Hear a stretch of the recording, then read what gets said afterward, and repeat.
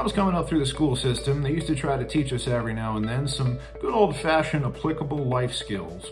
One of those was sewing. Now, I wasn't that great a sewer when I was 14 years old, and to be honest with you, I'm not a whole lot better at 36.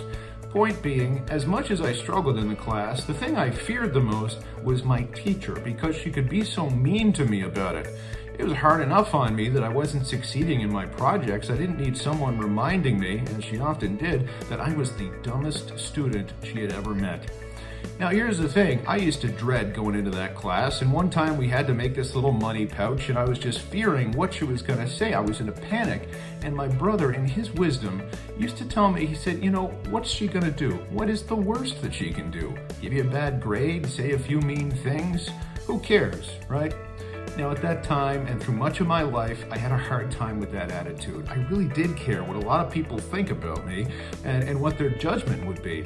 But if we look at the readings today, especially that first reading, you know, where Peter and the disciples are being caught up in this situation where they're being told, look, the Sanhedrin says, look, we told you, don't go preaching about Jesus of Nazareth. You do that, you're going to get in big trouble.